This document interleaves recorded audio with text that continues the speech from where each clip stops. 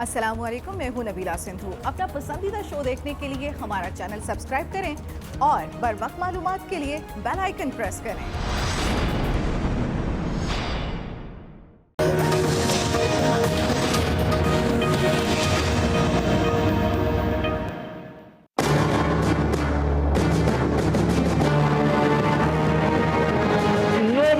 In the region or anywhere else even think about the fact they can harm my country. We are a people protected by our armed forces, and we know how to protect our nation. We don't have any bad intention to any other country, but we know how to defend ourselves. इसको मैं line of control की violation तो सफर करता हूं, और पाकिस्तान एक मुनासिब जवाब का हक और राइट टू सेल्फ डिफेंस रखता है।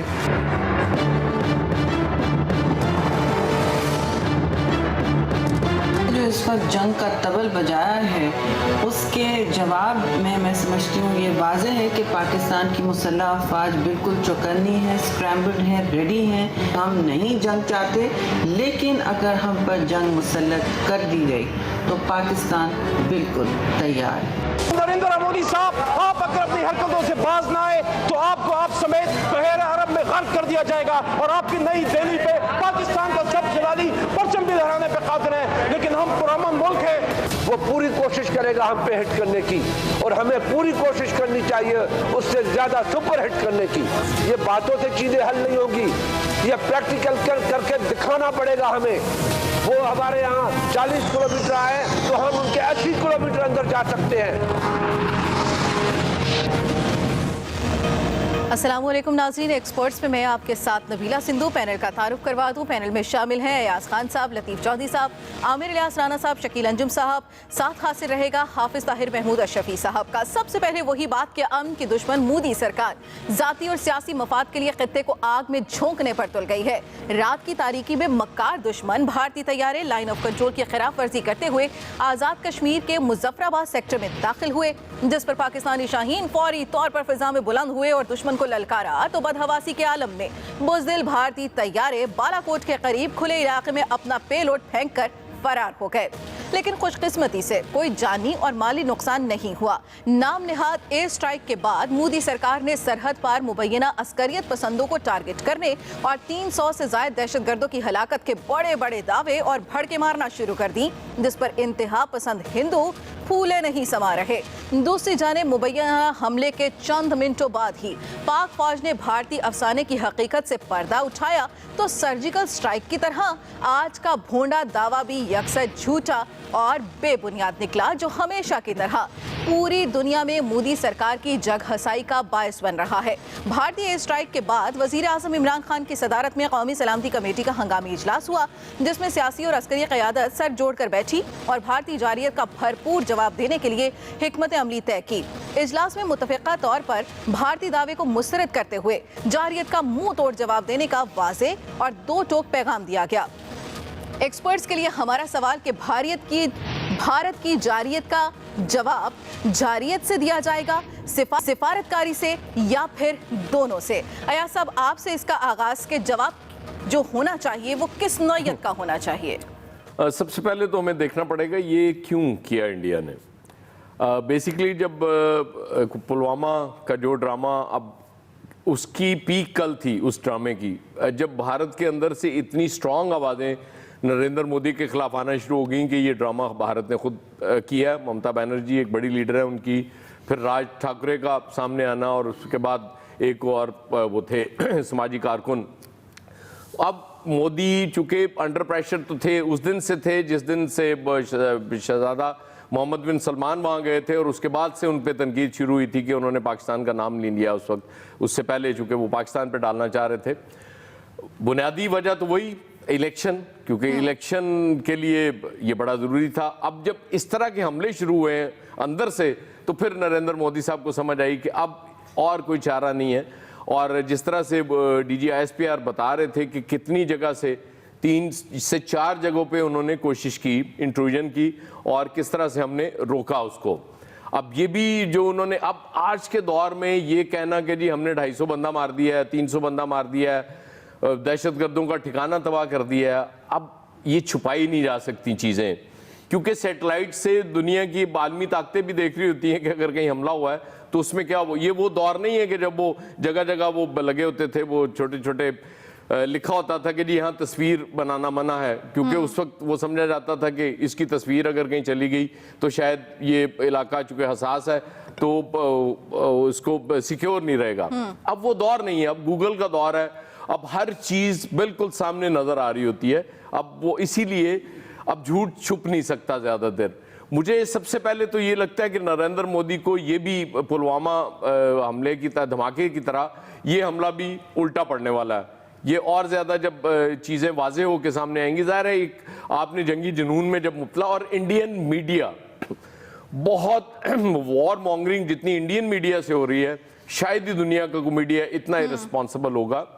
उसके बाद ज़ाहिर है एक सरकार ऐसी है जो पाकिस्तान दुश्मनी, मुसलमान दुश्मनी पे वोट लेके आई थी। तो हमने आज दोनों चीज़ें वाजे कर दी हैं, जो नेशनल सिक्योरिटी कमेटी के इजलास के बाद एलामिया है, उसके बाद फॉरेन मिनिस्टर की जो मीडिया ब्रीफिंग है, और उसके बाद फाइनली DG ISPR ने जो बात की है। तो इसका मतलब है कि हम जवाब सारे हमारे पास हैं और अब सब देने जा रहे हैं।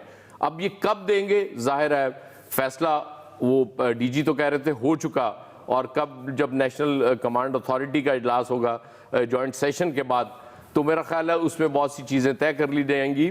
और जवाब जाहिर है लोग ये कह रहे हैं कि जी हमने उनका त्यारा क्यों नहीं गिराया, तो मेरा ख्याल है इस वक्त जितना बनता था कर दिया, इससे आगे नहीं करना चाहिए था। लेकिन अब जवाब जब जाएगा तो यकीनन वो सारे सवालों के जवाब भी मिल जाएंगे जो यहाँ भी लोग पूछ रहे हैं। ठीक है आमिर इलियास राना साहब, जवाब तो दिया जा रहा है, लेकिन अभी वर्बली जवाब दिया जा रहा है और बार बार ये वाजे किया जा रहा है कि इस तरह की ओछी हथकंडों जो भी आप तरीके अपना रहे हैं, इनको हम नोट भी कर रहे हैं और मुंह तोड़ जवाब भी देंगे। लेकिन पाकिस्तान की जानिब से जो एक क्विक रिस्पॉन्स दिया गया है, ये रिस्पॉन्स कितना मौसर है, और भारत की जारियत का जवाब जारियत से ही होना चाहिए या फिर सिफारतकारी से?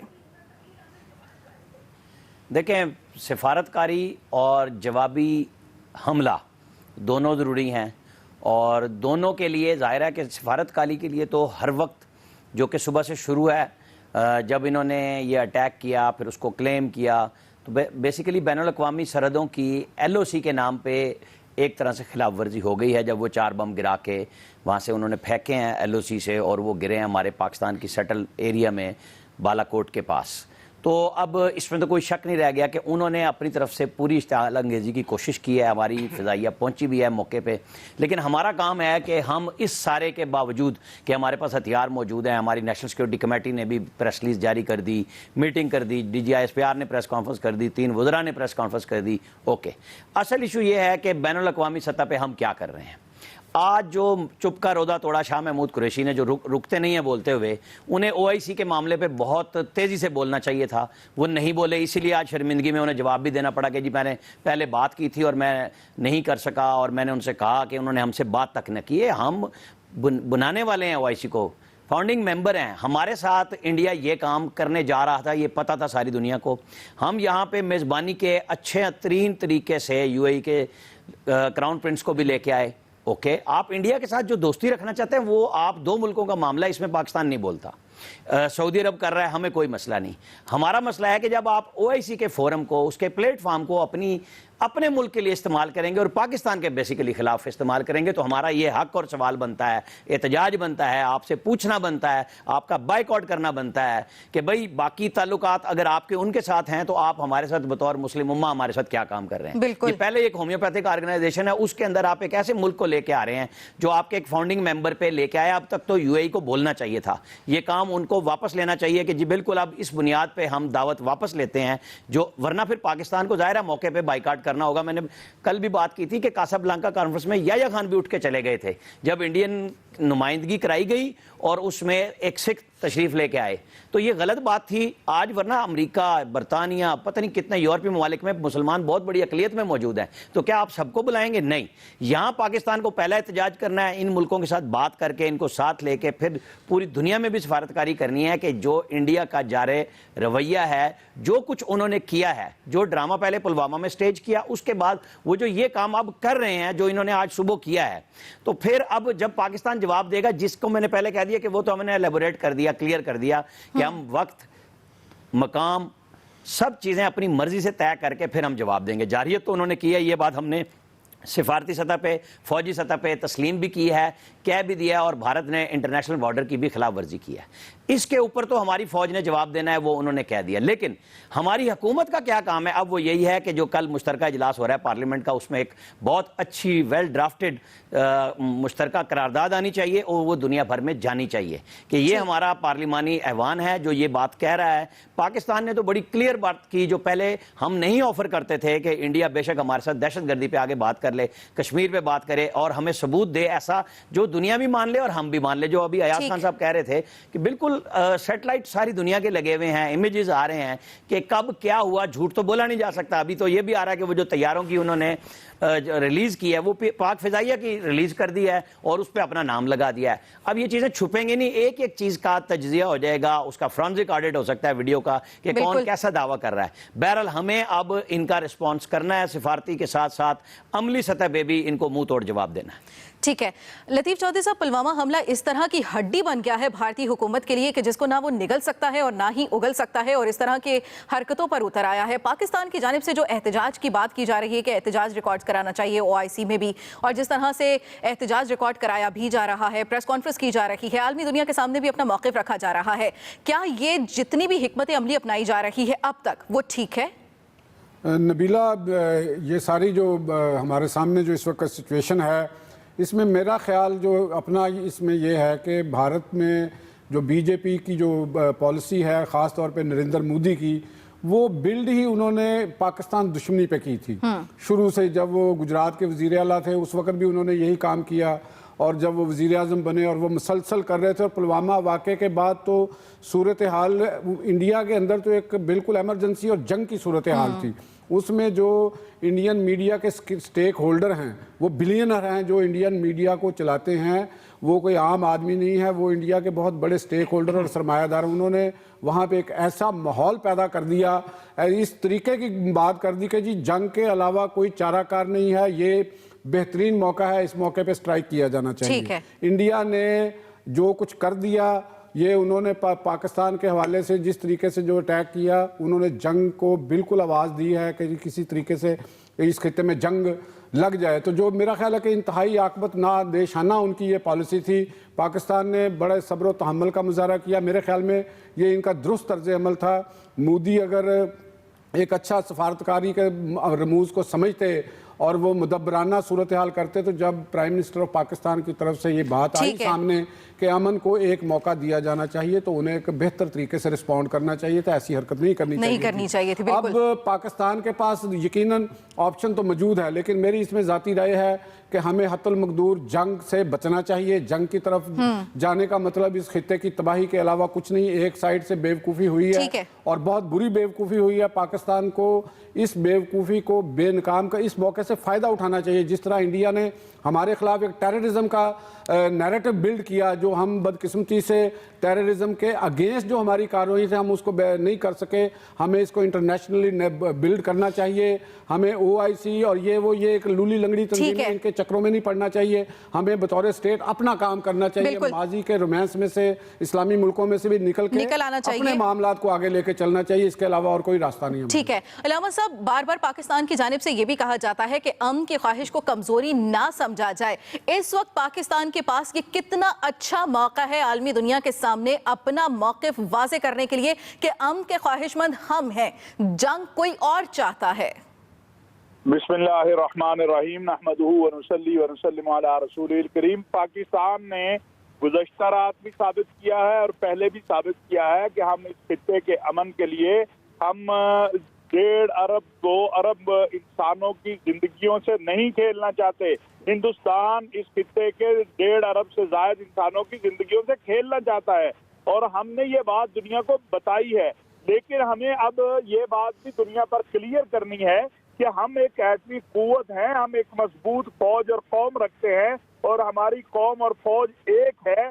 हमारे सियासी इख्तलाफात हो सकते हैं लेकिन पाकिस्तान का दिफा, सलामती, इस्तेहकाम हम सब एक हैं कि अगर हिंदुस्तान जारहियत से बाज नहीं आता और हिंदुस्तान इस तरह की जंगी जुनून में मुब्तला होता है तो फिर कोई जब पागल हो जाए तो उसका इलाज भी किया जाता है। वो इलाज हमारे पास मौजूद है। आज DGISPR ने जो कहा है इसे हिंदुस्तान को समझना चाहिए और आलमी दुनिया को भी समझना चाहिए।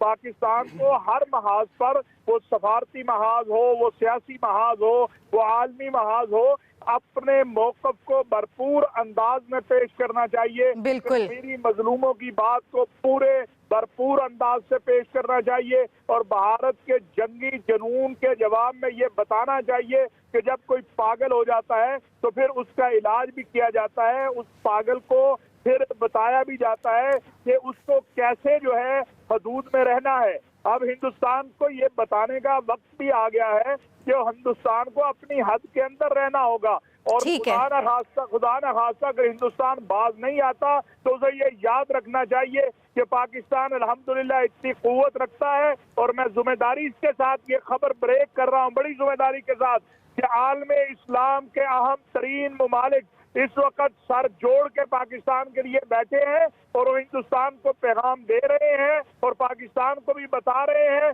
कि किसी भी जारहियत की सूरत में पाकिस्तान तनहा नहीं होगा। पूरी उम्मत मुस्लिमा और आलमे इस्लाम पाकिस्तान के साथ होगा और हिंदुस्तान को इंशाअल्लाह फिर वो सबक जरूर याद करवा दिया जाएगा कि तारीख में दोबारा हिंदुस्तान किसी पे जारहियत की कोशिश न करे और दोबारा हमला आवर न हो। ठीक है शकील अंजुम साहब, जिस तरह से ये बात की जा रही है कि जारियत का जवाब देने की कोशिश भी की जा रही है, उसको वाज़े पैगाम भी दिया जा रहा है। भारत का ये जो जंगी जुनून इसके सर पर चढ़ चुका है, ये उतारने का इलाज पाकिस्तान के पास है, वो इलाज क्या है? देखें नबीला, जो रात की है LOC पर खिलाफ वर्जी की है भारतीय फ़ज़ाइया की जानिब से, तो मैं ये समझता हूँ कि पाकिस्तान ने एक मरतबा फिर बड़ी बुर्दबारी का मुजाहरा किया और ये साबित किया आलम अक़वाम के सामने कि पाकिस्तान एक पुरअमन मुल्क है और वो ये पूरे खित्ते को जंग में नहीं झोंकना चाहता। वरना पाकिस्तान और पूरी दुनिया पाकिस्तान एक एटमी कुव्वत है और पाकिस्तान का जो दिफा है वो मुसल्लह अफवाज के हाथों में है और पूरी दुनिया को जो है अपनी मुसल्लह अफवाज पर न सिर्फ फ़ख्र है बल्कि इस बात का भरपूर इदराक है कि हमारी मुसल्लह अफवाज किसी भी किस्म की जारियत का मुकाबला करने का भरपूर जो है वो रखती है, तजर्बा भी रखती है और सलाहियत भी रखती है। इससे पहले भी भारत जो है वो 5 जंगें कर चुका है। कश्मीर पे उसने जंग की, 65 में की, 71 में की, कारगिल और सियाचिन में भी की और उसको भरपूर अंदाज में पाकिस्तानी अफवाज ने उसका जवाब दिया।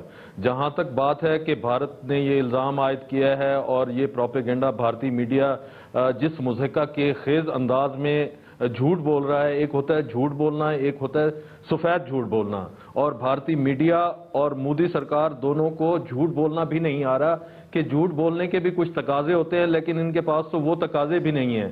इन्होंने कहा है कि 350 लोगों को, दहशतगर्दों को मारा गया है जो भारतीय फ़ज़ाइया ने कल LOC की खिलाफ वर्जी के दौरान, लेकिन अभी तक चिड़ी के बच्चे को भी नहीं दिखाया जा सका कि कोई चिड़ी का बच्चा सामने लेकर आए कि भारतीय मीडिया के उन्होंने वो दिखाएं कि किस जगह पर उन्होंने जो हमला किया है वहां पर एक चिड़ी का बच्चा भी नहीं मारा जा सका। और जो हमने वीडियोस, इमेजेस देखे हैं, आपने देखा होगा कि जो मकाम है बालाकोट का, वहां पर किसी किस्म का ना तो कोई जानी नुकसान हुआ है ना किसी बिल्डिंग को नुकसान हुआ है। ये लोग उजलत में आए हैं और वो जो इनका तरीकाकार है कि पीछे से छुपकर वार करना, रात की तारीकी में आकर इन्होंने हमला किया और जल्दबाजी में जो आए और इनसे हो सका जो बन सका वो करके, और जो जंगी जुनून में इन्होंने अपनी कौम को मुब्तला किया हुआ था और सिर्फ एक ही इनका मकसद है मोदी सरकार का कि किसी ना किसी तरीके से वो अपने अवाम को ये बावर करा सकें कि वो पाकिस्तान के ऊपर डोमिनेट करते हैं और पाकिस्तान से अगर जंग करेंगे तो वो हम जीत जाएंगे और मोदी और अपनी इलेक्शन कैंपेन जो है उसको भरपूर तरीके से चला भी सकें और किसी ना किसी तरह से इन सूरत हाल का इलेक्शन में फायदा भी उठाया जा सके। बहरहाल एक्सपर्ट्स की राय आपने जानी, हम ब्रेक की जानिब जाएंगे और ब्रेक के बाद हम डिस्कस करेंगे कि भारत के खिलाफ फौरी कार्रवाई के बजाय सरप्राइज रिस्पॉन्स का ऑप्शन कितना मौसर है। साथ रहिएगा।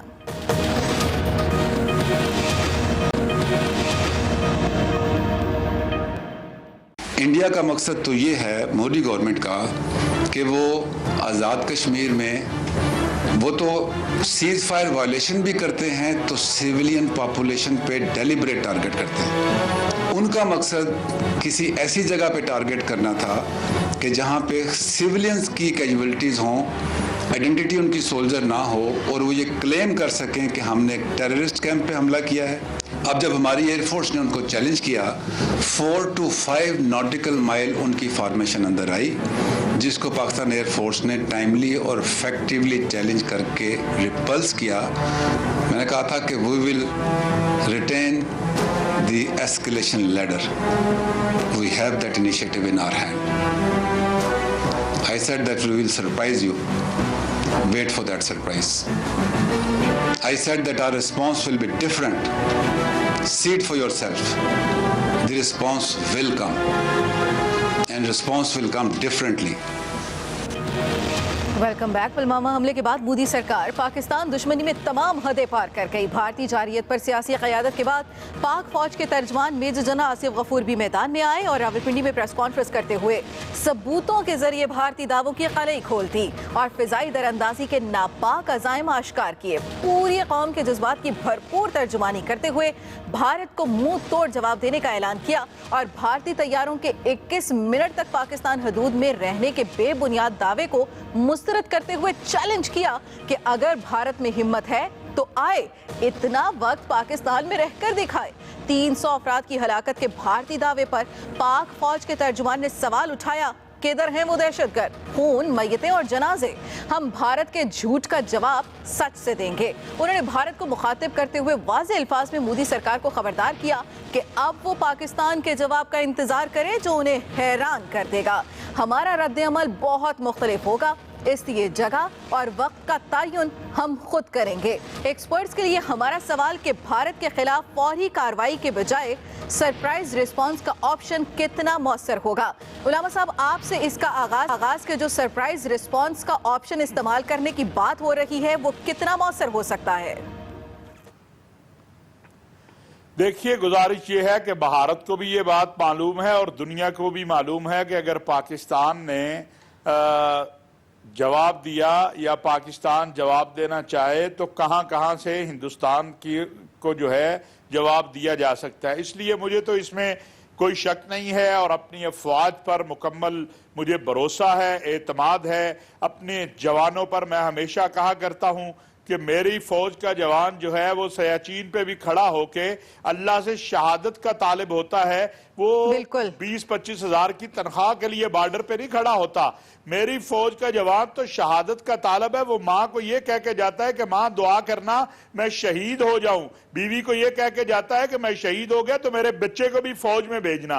ये वो फौज नहीं है जो मोदी की फौज है, जो दाल पे रोती है, जो खाने पे रोती है। ये वो फौज है जो जान देने के लिए रोती है। और आप यकीन करें कि इस वक्त रिटायर्ड फौजी अफसरान जो है वो GHQ राब्ता कर रहे हैं कि वो कहते हैं हम अपनी सर्विस के दौरान तो शहादत नहीं हासिल कर सके, मुमकिन है यहां अल्लाह मौका दे दे।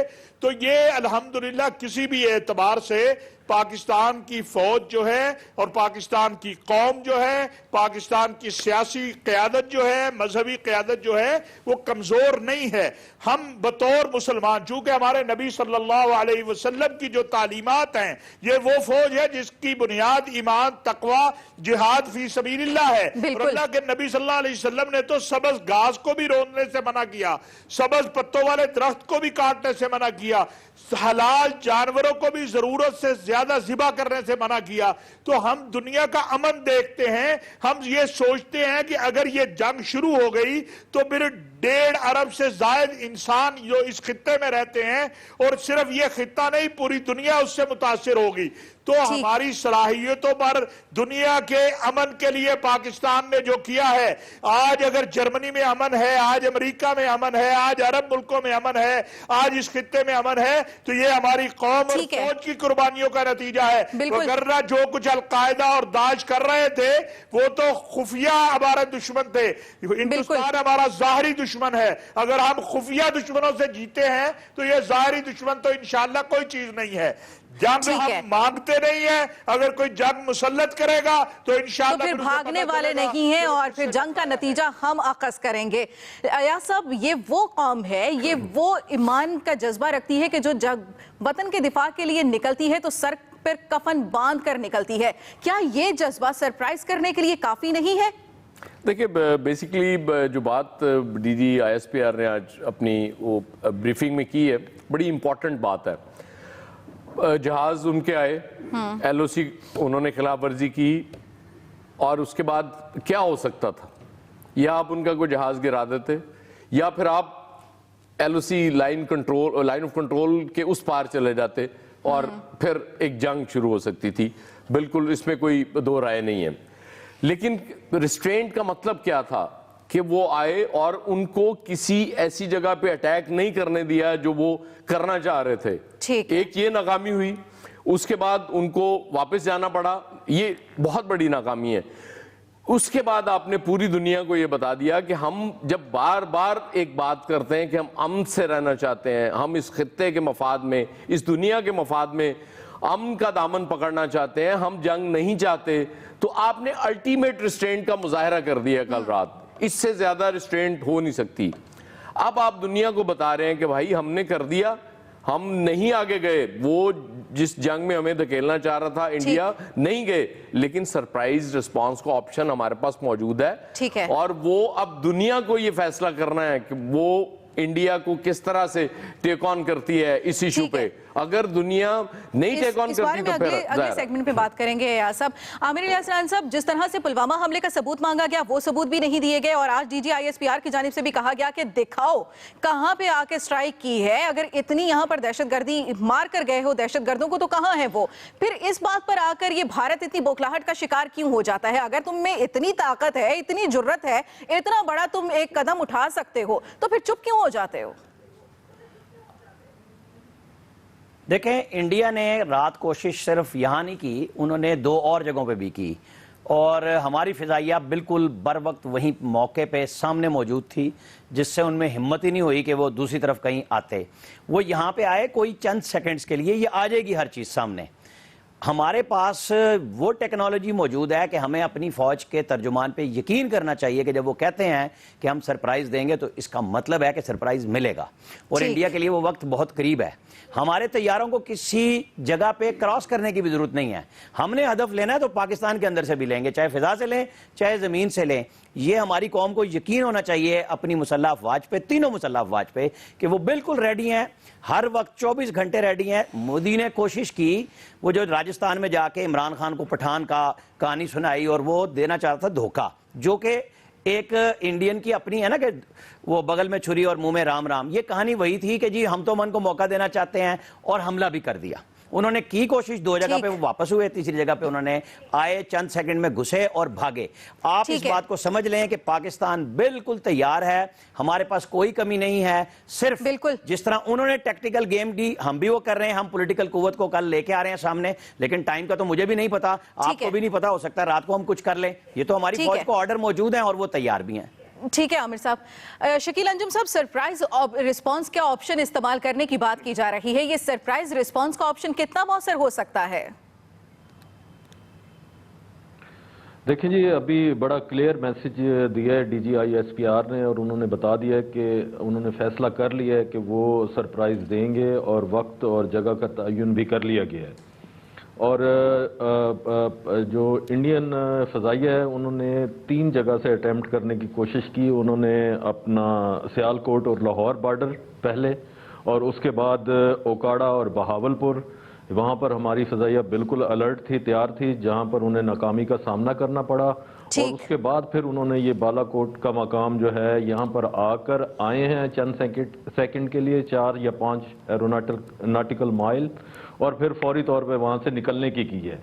अगर उनमें इतनी हिम्मत जुर्रत होती तो फिर वो कुछ देर वहाँ पर रुकते, तो फिर उन्हें पता चलता कि रुकने के नताइज क्या होते, और फिर उन्हें हमारी जो फ़ज़ाइया जिस अंदाज से उनको 65 की जंग में जिस तरह के जवाबात दिए थे, और अल्हम्दुलिल्लाह आज भी हमारी कौम के अंदर वही जज्बा और फौज के अंदर वही जज्बा मौजूद है, बल्कि पहले से ज़्यादा जज्बा मौजूद है इस कौम और फौज के अंदर। और फिर उन्हें हम जवाब देते कि किस तरीके से आया जाता है और किस तरीके से स्ट्राइक की जाती है। स्ट्राइक करने का मतलब ये होता कि वो आके हमारी किसी चेक पोस्ट को निशाना बनाते, किसी आबादी को निशाना बनाते, और फिर वो देखते कि उनका हशर नशर हमारी फ़ज़ाइया क्या होता है, यानी कि जिस मकसद के लिए आप आए थे वो मकसद तो हासिल करके यहाँ से निकलने की कोशिश करते। लतीफ चौधरी साहब, इससे पहले भी अमन की बातें होती रही लेकिन उन्हें संजीदगी से नहीं लिया गया। अब जो सरप्राइज रिस्पांस के ऑप्शन को इस्तेमाल करने की बात की जा रही है पाकिस्तान की पूरी क़यादत की तरफ से, अस्करी क़यादत भी और फौजी क़यादत भी और सिविल जो हमारे सियासतदान हैं वो भी, क्या अब इस चीज़ को भारत संजीदगी से लेगा या अब भी इतना ही गैर संजीदा होगा? मेरा ख्याल है कि जिस किस्म की वहाँ पे इस वक्त इस्टेब्लिशमेंट की सोच है, तो मुझे नहीं लगता कि वो कोई इतनी संजीदा बिहेव करेंगे, जो कि उन्हें करना चाहिए। ये देखें नबीला, ये खासे अरसे से जो इंडियन मिलिट्री स्ट्रेटजिस्ट हैं उनके हवाले से ये मुख्तलिफ मौक़ा पे ये बातें सामने आती रहीं, जो इंडियन गवर्नमेंट को ये मशवरा देते चले आ रहे हैं कि हमें पाकिस्तान के जो कंट्रोल लाइन के पार सर्जिकल स्ट्राइक करनी चाहिए।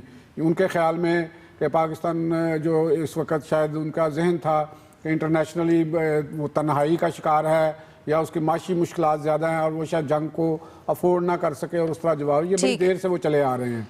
तो यहीं से कोई मुल्क गलती करता है और जंग के बादल जो है ना वो छा जाते हैं। पाकिस्तान ने इस हवाले से मेरा ख्याल है कि अभी तक बड़ा बेहतर रोल प्ले किया है, और इंडिया की जो अभी तक भी उनकी जो शरारत है उसको उन्होंने ऐसा रिस्पॉन्स नहीं किया कि जो जंग में तब्दील हो जाए। अगर पाकिस्तान इस मौके पे इस किस्म का मौका था कि वो अगर स्ट्राइक करते पाकिस्तान, तो शायद एक टकराव की कैफियत मस्त थी वो हो जाती। तो पाकिस्तान को अब ज़रूरत इस अमल की है कि एक तो उनके पास ऑप्शन है उनको जवाब देने का, जो DGISPR ने कहा, ये तो उन्हें पता होगा कि कैसे देना है। दूसरा, इन्हें फौरी तौर पे ये चाहिए कि हमें मस्ट गो टू UN। इस बारे में आगे बात करेंगे लतीफ चौधरी, सारे में आगे बात करेंगे। ब्रेक के बाद हम बात करेंगे कि क्या भारत के जंगी जुनून के खिलाफ पाकिस्तान आलमी सपोर्ट हासिल कर पाएगा। साथ रखिएगा।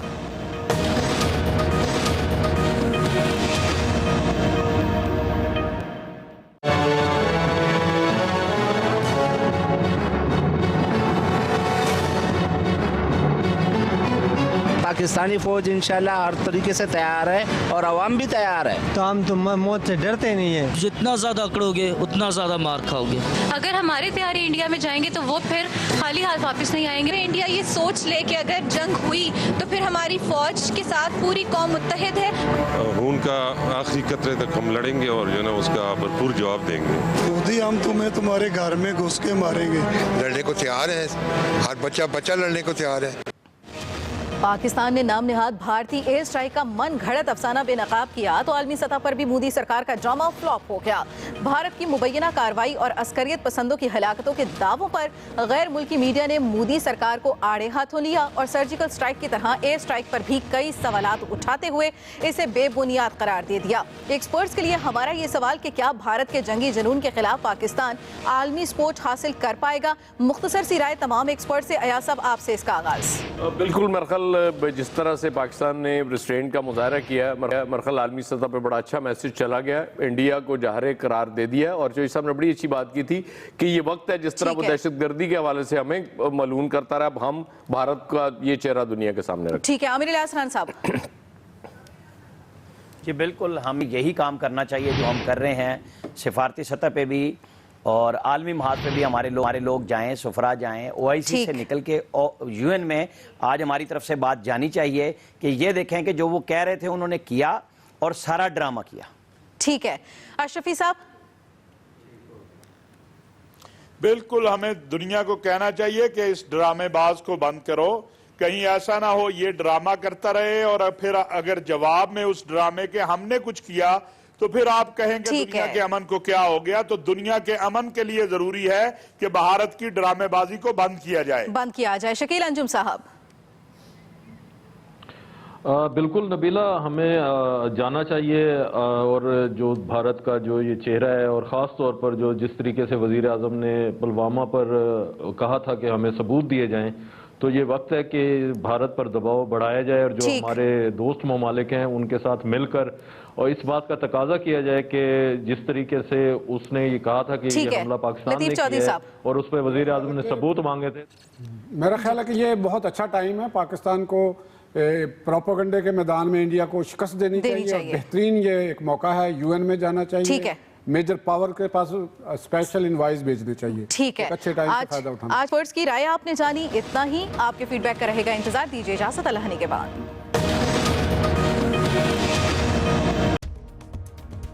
अस्सलाम वालेकुम, मैं हूं नबीला सिंधु। अपना पसंदीदा शो देखने के लिए हमारा चैनल सब्सक्राइब करें और बर वक्त मालूमात के लिए बेल आइकन प्रेस करें।